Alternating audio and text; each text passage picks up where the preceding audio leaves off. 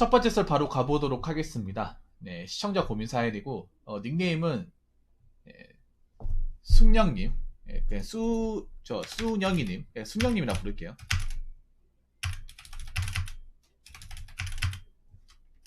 네, 순영님께서 사연을 보내셨습니다. 자, 사연을 보내신 순영님께 감사의 말씀을 전해드리겠습니다. 사연 보내셔서 정말 감사합니다. 사실 아주 예전에 사연을 받았는데 2년 만에 사연을 보내는 거예요. 자, 그래서 반갑기도 하고 어떤 내용인지 한번 보도록 하겠습니다. 저 매니저분 저분 메일 좀 찍어주세요. 자, 사연 읽겠습니다. 안녕하세요, 붕어 형님. 언제나 좋은 영상 감사합니다. 2년 전쯤인가 보안요원 측에서 취객 상대하는 법 배운 게 엊그제 같은데 벌써 2021년도 10월이 다가오고 있네요. 가족 및 개인 사정으로 친구와 인터넷을 끊고 2, 3개월 동안 준비하여 큰 물류회사의 지게차 운전사로 취업을 저번 8월에 했습니다. 축하드립니다.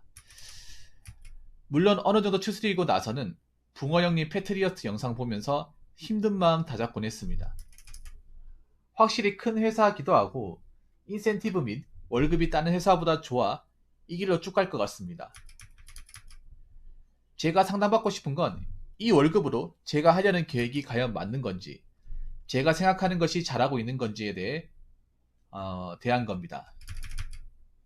저번 보안요원직은 2년 6개월 동안만 하고 그만두니 만기된 2년짜리 적금을 부모님께 드리고 따로 모아둔 돈이 지금까지 아직 있습니다. 그리고 요번 10월에 첫 월급이 나오면 저희 계획은 첫 번째, 은행에 190만원 2년짜리 적금을 든다. 두 번째, 주택청약금을 든다.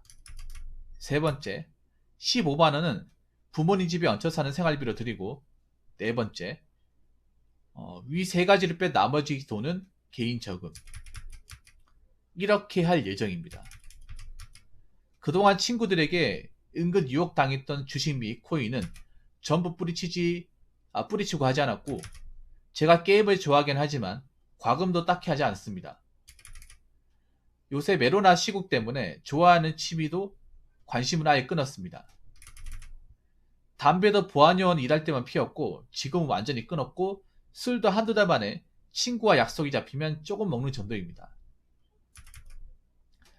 차는 무슨, 장롱면허 5년째고 아직은 기회가 없습니다. 여자친구도 당연히 없습니다.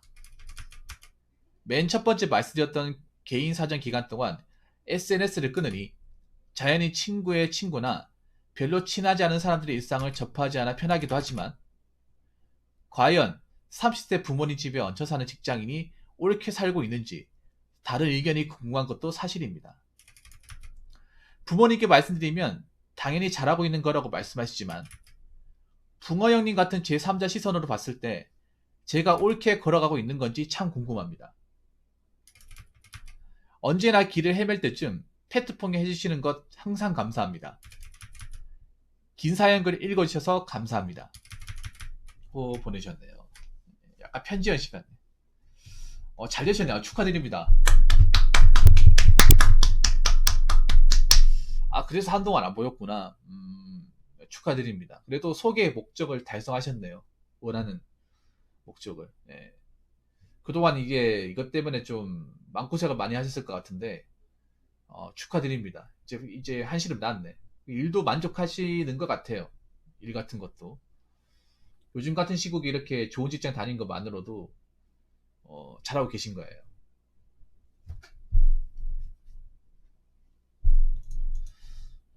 근데 저축을 꽤나 많이 하시네요.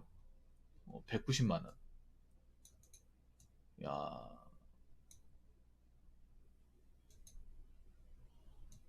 주택청약단 올해 한 5만원씩 내겠죠? 5만원? 5만원 내고. 근데 주택청약 하려면,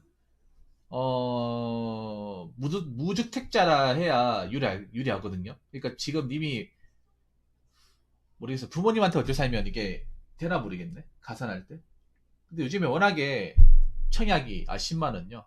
와, 그 200. 거의 돈을 안 쓰는 거네요. 야, 그러니까 지금 보면 거의 돈 쓰는 게 없어요. 월급 얼마나 받으시는지 모르겠지만 너무 수건 쥐어 짜내듯이 쥐어 짜내는 게 아닌가. 그런 생각이 드네요. 거의 제가 봤을 때 한 월급의 한 80% 이상은 넣는 것 같은데 대단한 거예요. 대단한데 문제는 저는 이 말씀을 드리고 싶어. 그러니까 지금 잘하고 계신데 저대로만 가면 잘하고 있는 거예요. 저 계획대로만 진행된다면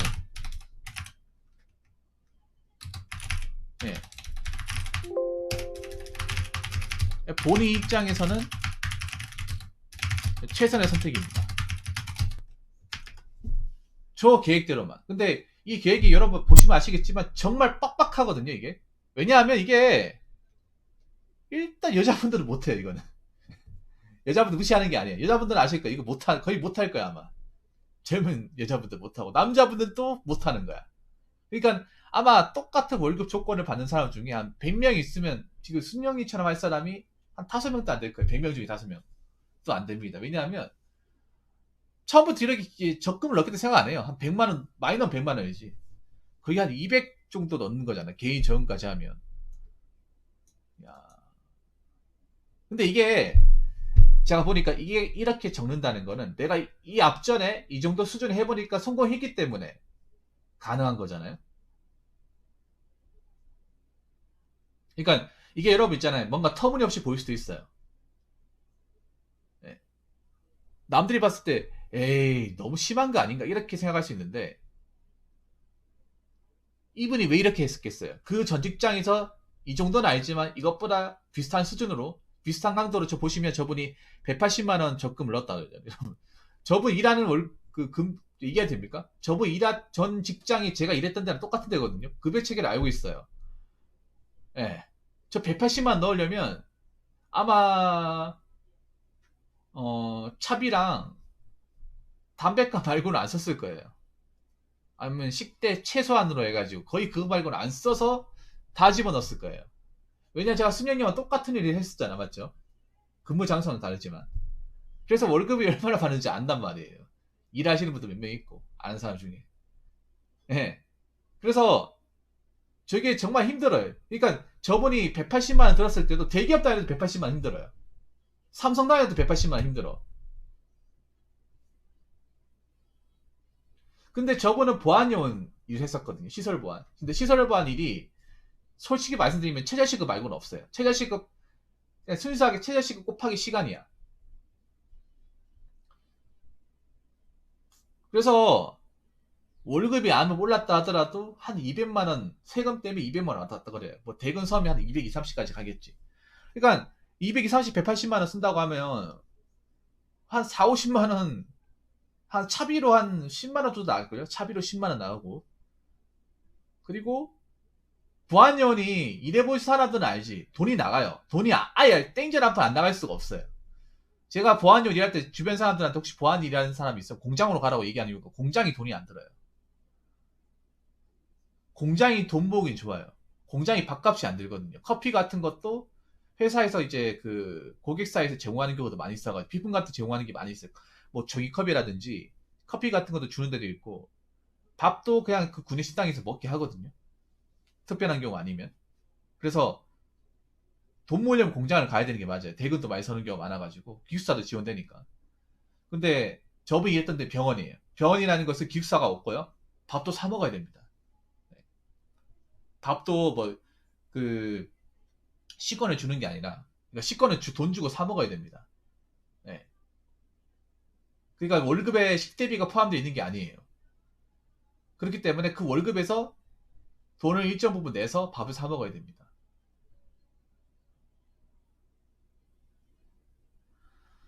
그래서 그 밥값은 밥값대로 내고 뭐 다 저번 아까 담배도 폈다고 했잖아요. 근무할 때 담배 피고 차비까지 쓰고 그러니까 그 외에 돈 다 넣었다는 거예요. 저게 얼마나 대단한 겁니까?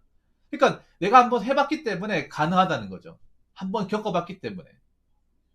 그러니까 만약에 내가 한 번도 이렇게 뭐 돈 모아본 경험이 없는데 이렇게 하면 무조건 실패해요. 내가 한 번도 돈을 모아본 적이 없는데 그동안 내가 못 모았던 거 많이 하려고, 네, 많이 하려고 갑자기 180만, 한 250 받는데 200만 적금한다 하면 무조건 현타가 심하게 옵니다. 한 달도 안 돼가지고. 왜냐하면 사람의 씀씀이가 한 번에 바뀌지 않습니다. 여러분들 잘 아실 거예요. 뭔가 내가 뭐 죽을 고비를 겪었다가 일생 이때 큰 충격을 받지 않는 이상 인간은 그렇게 습관을 한 번에 변화시키지 못합니다. 특히 돈 씀씀이는요, 환경적인 부분이나 원래 기본 습관이라는 게 굉장히 많이 좌우하거든요. 원래 돈을 많이 쓰던 사람이 한 번에 못 바꾸는 거 많이 봤을 거예요. 카폰이 봐봐. 원래 돈을 저렇게 안 모으고 차 지르는데 쓰다 보니까 안 바뀌잖아요, 여러분. 내가 아무리 얘기해도 안 바뀌잖아요. 근데 원래 인간은 그래요. 원래 인간은 성인 되고 나면 자기가 가졌던 원래 그 기본적인 어떤 루틴이나 패턴이 잘 안 바뀌어요, 이게. 예. 서서히 바꿔 나가야 되지. 서서히 바뀌어 나가야 되지. 한 번에 확 바꾸려고 하면 역효과 납니다. 현타 심하게 오기 때문에 안 되는데, 이분은 한 번 성공해 봤기 때문에 가능하다는 걸 아는 거예요. 좋습니다. 네, 좋아요. 그러니까 이게 솔직히 말씀드릴게요. 요즘 20대 분들은 못하는 거예요. 감히 말씀드리면 못하는 거예요.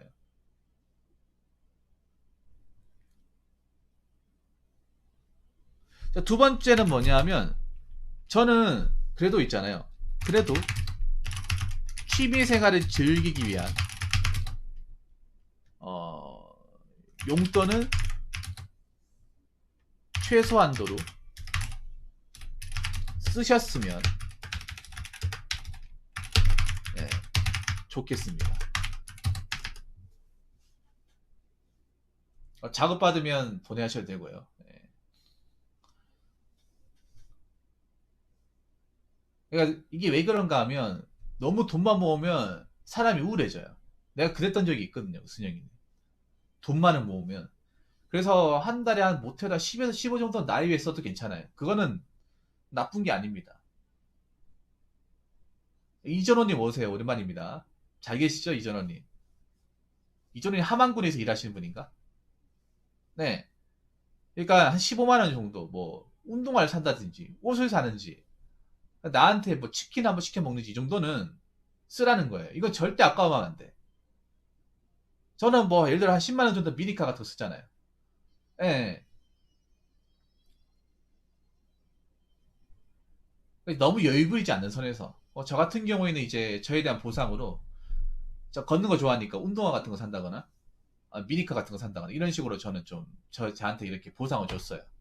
지금도 저는 그렇게 주고 있어요. 왜냐하면 그냥 아무것도 안 하고 처절하게 돈을 모으면 진짜 우울해져요. 우울해져. 그러니까 돈을 가지고 있어도 이게 다 들어가잖아요. 그러면 이게 꾸역꾸역 참다가 나중에 터져버려요. 터져버린다니까. 그게 무섭다니까요. 그래서 한 번씩 내가 이제 어떤 소비 효과가 생길 때마다 내 한도 안에서 지불하는 게 정말 중요합니다. 그거 조절을 잘해야 돼요. 네.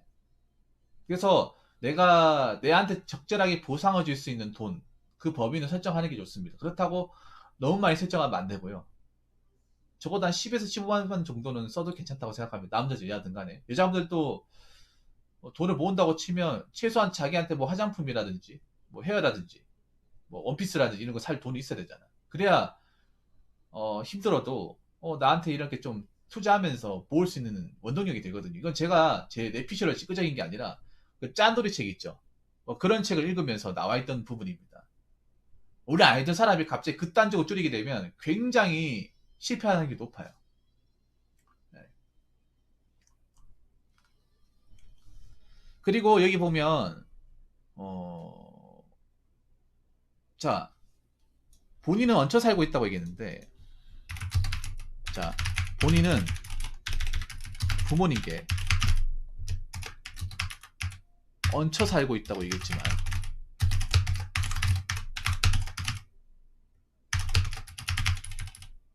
엄밀히 말하면 얹혀 사는 게 아닙니다. 왜냐? 여기 보면 사연을 잘 읽어보시면, 위에 보시면, 자, 적금 그 전에 넣었던 2년 적금 넣었던 거는 부모님한테 다 드렸다고 했잖아요. 그러면 돈이 꽤 될 텐데, 뭐 적금 금리 얼마짜리 넣었는지 모르겠지만 참고로 2년짜리 그 적금 넣으실 거면 새마을 금고하고 그 신약 같은 거 알아보시면 꽤나 괜찮을 겁니다. 네. 어디다 넣었는지 모르겠지만 왜냐하면 지금 시중은행 중에 금리가 어 신협하고 새마을금고 높고요. 우리 1금융권이 낮아요. 터무니없이 낮아요. 뭐 승용이님 아실 겁니다. 적금 넣어보셨다면. 신협은 또 지점마다 달라가지고 좀 많이 주는 데는 서울 같은 게도 많이 주는 데는 2.4나 2.5 있을 거예요 이게. 저축은행도 괜찮아요. 사람들이 저축은행에 대해서 좀 나쁘게 생각하는 사람도 있는데 어차피 예금자법 보호되는 범위 한 5천만 원 이내는 충분히 그러니까 이자 높은 데 넣는 게 장땡이야. 적금을 넣을 거면 그냥 은행 브랜드도 뭐 다 필요 없어요. 그냥 금리 많이 주는데 최고입니다. 예. 브랜드 따질 거 없어요. 우리 브랜드 따시는 데가 더 짜요. 뭐 신한이나 오히려 우리은행 같은 더 짜. 훨씬 더 짜요. 예. 그래서 아싸리 그냥 적금을 할 거면 그냥 예금자 보호법이 많은 은행이 다 적용이 돼요. 예. 시중은행은 다 적용이 된다 보시면 되고요. 저축은행도 적용이 돼요. 그러니까 예금자 보호법이 뭔지 아시죠? 은행이 만약에 파산했을 때 내가 돌려받을 수 있는 돈.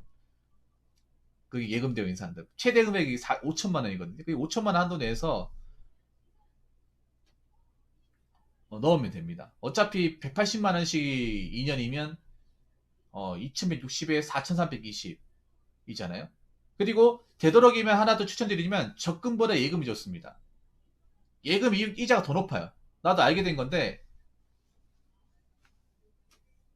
그러니까 적금 2.4보다 예금 2%가 더 높아요. 예, 예금 2%가. 근데 예금 원래 목돈 있어야 가능한데 예금은 그냥 그대로 다 받는 거야.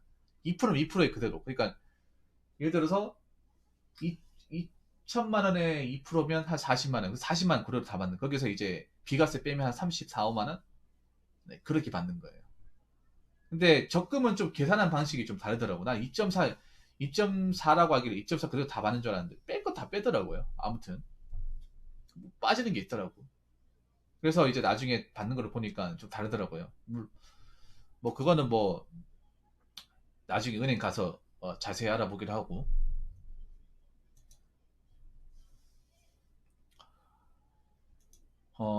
자 여기 보면 아까 여기 사연에서 보면 자 만기 대 2년짜리 적금 부모님이 드렸다고 하지. 돈이 꽤 되는 거예요 여러분. 2년짜리 적금이면 한 내가 봤을 때 이자까지 포함시키면 비과세를 뺀다 하더라도 한 4,400만 원 될 겁니다. 그러니까 자 180만 원 곱하기 12 하면 얼마예요? 2,160만 원 곱하기 여기서 2년이니까 곱하기 2 하면 4,420만 원. 2년간 이자를 아무리 못해서 40에서 50 받았다고 치면 거의 한 4,400만 원 되는 돈을 부모님이 드렸다는 큰 돈을 줬다는 큰 돈. 이 돈을 줬는데 어떻게 얹혀 산다고 하는 거예요? 아니, 이거 가지고 얹혀 산다고 하면 그럼 나머지 부모님하고 같이 사는 사람들 뭐가 되는 겁니까? 그 사람들 숙이고 살아야겠대요. 90%는 숙이고 살아야겠네요. 어? 여러분 생각해보세요. 직장 다니면서 부모님 같이 사는 직장을 다니면서 한 4,400여만 원의 돈을 이렇게 부모님 위해서 기꺼이 지불한 사람이 얼마나 되겠어요? 얼마나 되겠어? 아 여러분 생각해봐. 같이 사시는 부모님한테 못해도 한 1,000만 원, 500만 원 목돈을 준 적이 있는지 한번 생각해보세요. 없을 거야 아마. 없어. 근데 님이 캥거루족이 아니에요. 여러분 부모님하고 같이 산다고 캥거루족이 아닙니다. 캥거루족 뭐냐 하면 그런 거예요. 부모님하고 같이 살면서 대부분의 경제적인 부분을 부모님한테 의존하는 거예요. 좀 쉽게 말하면 좀 나쁘게 얘기하면 빨대 꼽는 거예요. 빨대 꼽는 거. 그게 캥거루족이에요. 그러니까 같이 산다고 캥거루족이 아니에요. 같이 살면서도 내 밥벌이하고 부모님한테 돈 신세 안 지고 생활이 보태면 그거는 캥거루족이 아닙니다. 그 잘못 알고 있는 게 그런 거예요. 그냥 무조건 같이 살고 있으면 다 캥거루족인 줄 알고 있어. 아니에요. 자, 캥거루가 뭔데요? 자, 캥거루가 어떤 동물이야? 캥거루가 어떤 동물이에요? 그 어미 캥거루가 있고 어미 캥거루 그 배 주머니에 아기 캥거루가 있잖아. 아기 캥거루 뭐예요? 아무것도 안 하면서 어미가 주는 그 먹이 같은 거 있으면 앉아가지고 밥만 먹잖아요. 그게 캥거루잖아요.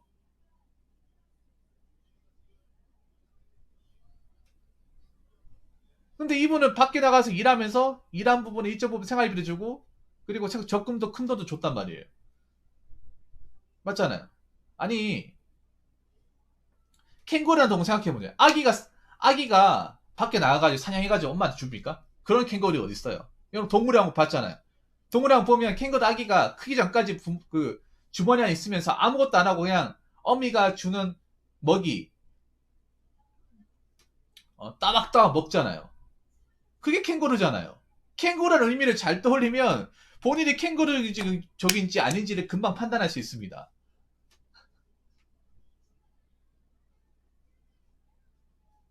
그러니까 원초적으로 생각해보면 답이 나오잖아요. 원초적으로.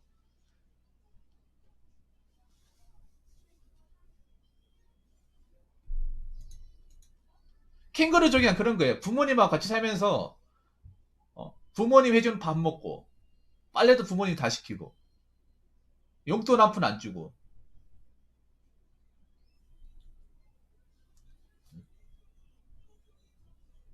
신세대면서 아무것도 안 하면서 그냥 눌러 앉는 거. 그러면서 경제적인 의도는 부모님한테 바라는 거. 그게 캥거루족입니다. 같이 산다고 캥거루족이 아니에요. 부모님하고 같이 산다고. 줄리아노님 안녕하세요. 반갑습니다. 그리고 지금 같이 사는 건 굉장히 좋은 판단입니다.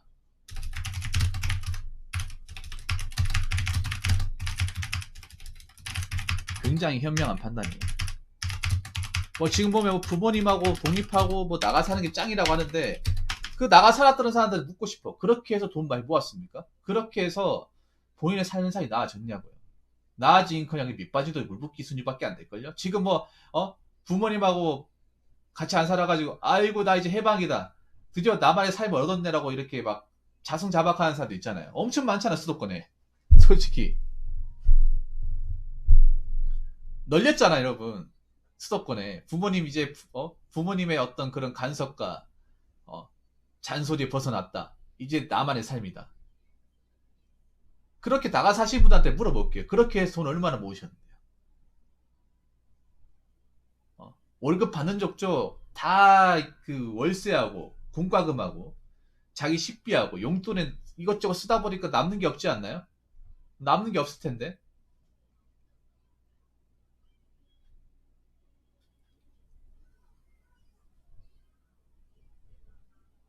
남는 게 없어요. 참고로 저 순영이는 저분도 수도권 사람이거든요. 님도 수도권에 사시잖아요. 물론 직장 때문에 멀고 왔다 갔다 출퇴근이 힘들면 나가 사는 게 맞습니다. 그 나쁜 게 아니에요. 근데 이런저런 이유로 사소한 이유로 나가 사는 사람도 진짜 많거든. 어떻게 보면 그냥 부모님하고 간섭받기 싫어가지고 늦게 오면 잔소리 하니까. 저분도 원래 서울 사람이에요. 서울 사람. 아니 근데 현실적으로 얘기합시다. 나가서 이것저것 돈 다 쓰면 월 얼마씩 모으는데.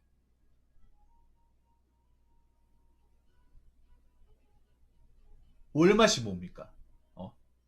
그 얘기 딱 물어봤을 때 선뜻 대답할 수 있는 사람이 없어요. 100만 원 모으면 진짜 많이 모으는 거고 50만 원 또 많이 모은 거예요.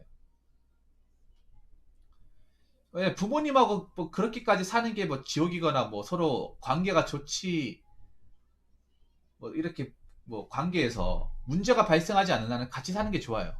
왜 같이 사는 게 좋습니다. 무조건 혼자 사는 게 짱이다. 혼자 살면 좋죠. 근데 혼자 살면 혼자 사실 분들 아시겠지만 감당해야 될 게 한두 가지가 아니잖아요. 감당해야 될 게. 그 생활에 들어가는 모든 돈을 내가 다 감당해야 되잖아요. 월세 좀 비쌉니까? 서울에? 서울은 거기다가 월세만 나가는 게 아니라 월세 관리비까지 별도 아닙니까? 월세 관리비가 포함되어 있는 게 아니라 월세 관리비 별도잖아.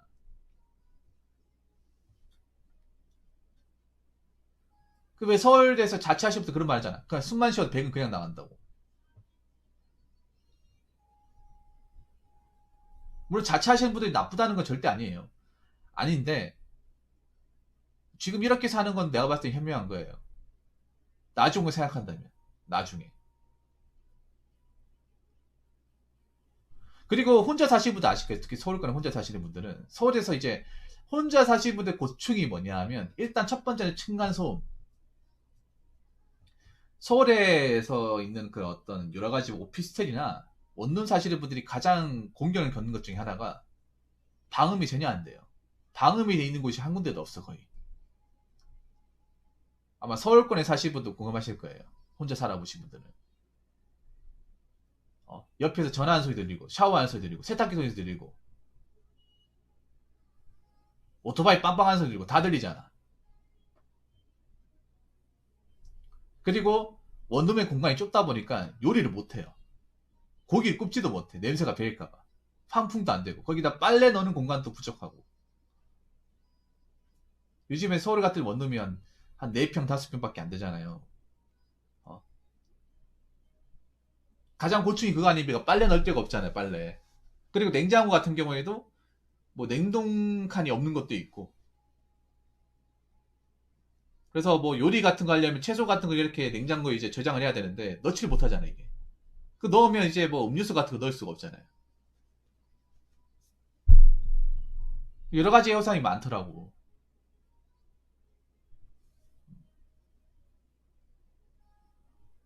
아무튼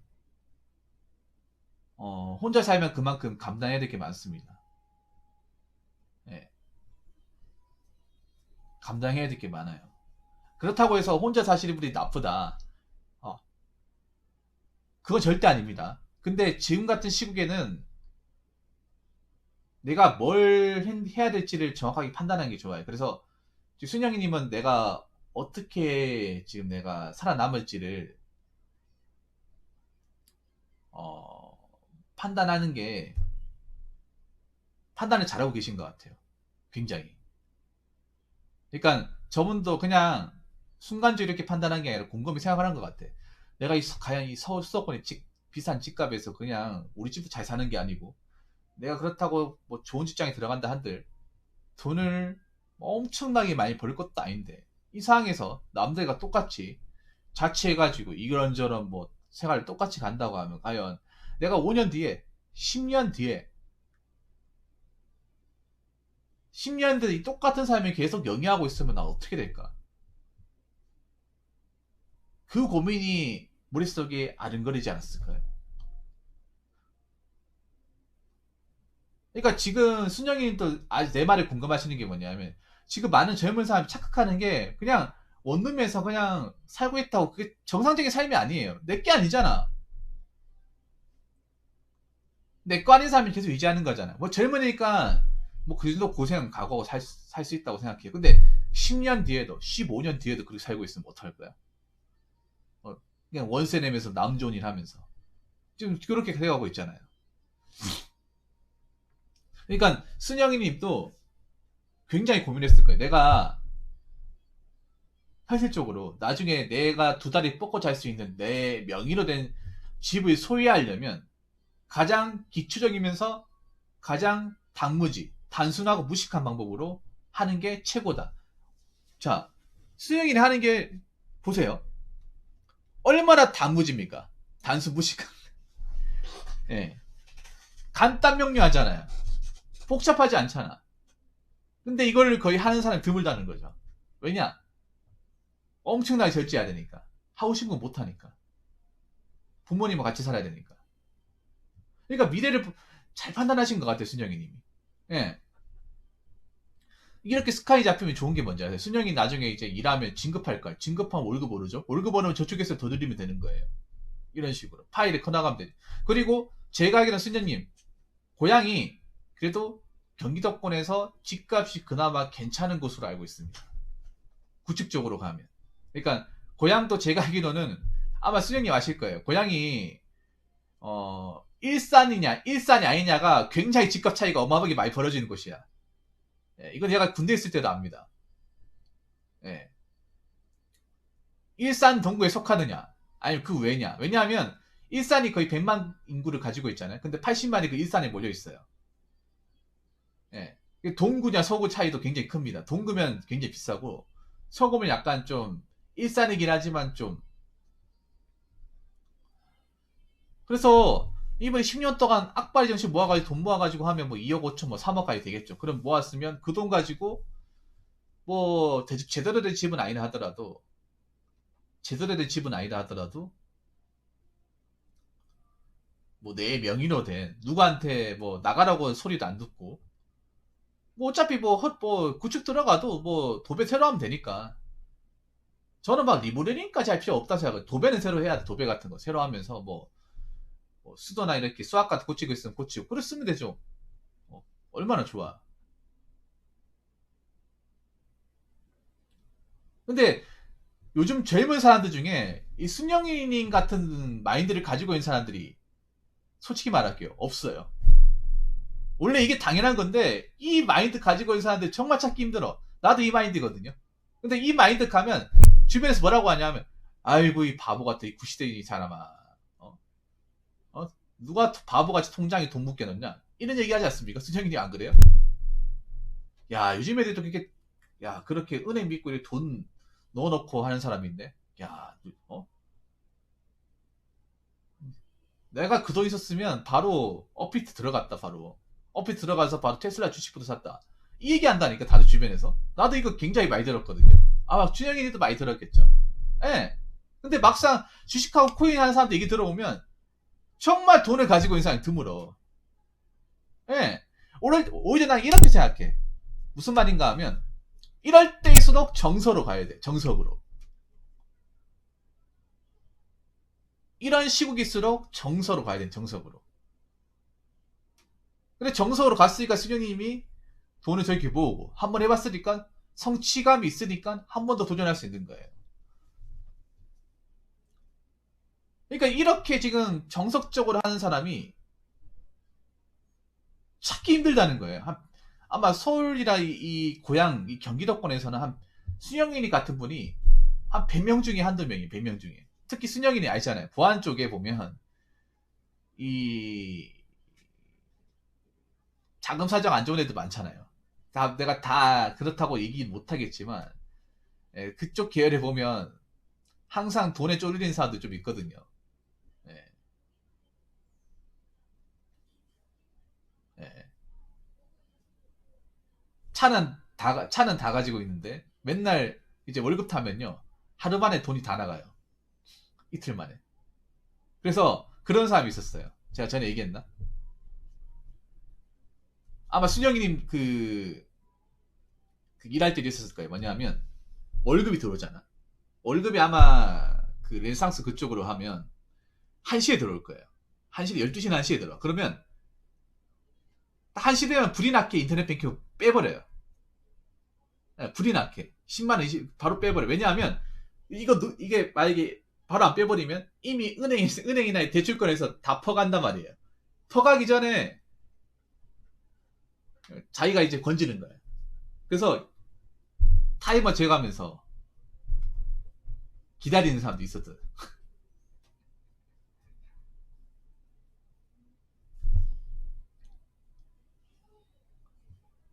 물론 다 그런 건 알겠지만. 근데 이거는 있잖아요. 이 보안계통만 있는 게 아니라 어디 가든 다 있어요. 생산직도 있고 다 있어요. 네, 다 있습니다. 어느 직장이든 다 있어요, 여러분.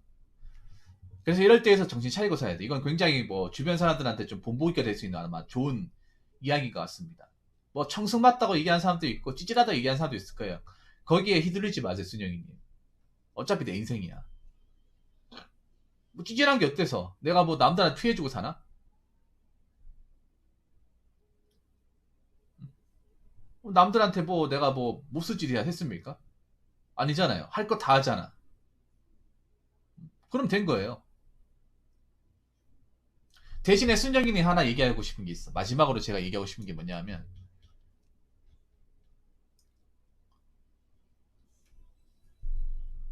그 얘기하고 싶은 게 주변 사람들한테 내가 돈을 얼마나 모았다는 얘기를 절대 하지 마세요. 통장에 얼마 있고 얼마씩 납입한다는 얘기를 하지 마요. 절대 하지 마요. 그냥 난 거지라 그래요. 여러분한테 얘기하고 싶은 거야. 내가 돈 얼마 있다. 얼마 모았다. 이런 얘기 하지 마요. 팔이 무조건 꼬입니다. 특히 오프라인에서. 돈 자랑하지 마세요. 옷깃니 먹으세요? 그냥 가만히 있어요, 그냥. 내가 봐봐. 없으니까 이렇게 거지같이 하고 다니잖아. 나 돈 없어. 왜 없냐고 하니까 왜 없기는 다 쓸 데가 있으니까 돈이 없는 거지. 나 거지니까 나한테 돈 얘기하지 마. 스트레스 받으니까. 이런 식으로 약간 좀, 나름의 가식을 써야 돼요. 어쩔 수 없습니다. 나름의, 이거는 가식이 있어야 됩니다, 여러분. 이런 적당한 가식이 있어야 돼. 사회생활 할 때. 특히 돈과 관련된 거는, 야, 봐봐. 내 돈 없으니까 맨날 허름하게 이렇게 봐봐. 맨날 그냥 보세 같은 거 맨날, 쇼핑몰 같은데, 10,000원 한옷 입고 댕기지.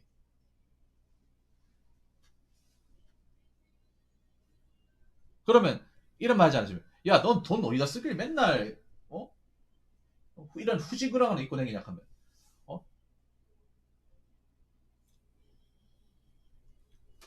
저도 돈 들어간 데 많거든요. 예, 많아요. 어, 돈, 돈도 많다 보니까 항상 돈이 없어요. 됐어요? 집에 빚 많아. 아니면 이렇게 얘기하면, 집에 빚 많습니다. 어? 우리 아버지가 부정 잘못 써가지고, 저한테 빚이 다 몰려가지고 계속 갚아 나가야 돼요. 그래서 저한테 돈 얘기하지 마세요. 예, 없는 보증도 만들어요. 예, 이런 가식은 피해. 물론 가식이 나쁘다고 하는데, 이런 가식 피해요. 어쩔 수 없어요. 세상이 그만큼 험하기 때문에. 험하기 때문에 있잖아요. 어. 우리 집 분양 사기당해서 집 넘어갔어. 그래서 그 집 살리려고 지금 다 돈 그쪽에 다 들어가고 있어. 10년 내도록 계속 갚아 나가야 돼. 물론 이렇게 하는 게 좀 웃기겠죠. 웃겨도 해야 됩니다. 그만큼 세상이 사람들이 내 돈을 노리려 가는 사람들이 많기 때문에 이렇게 얘기해야 돼요, 여러분. 저도 어디 가서 자랑 안 합니다. 네.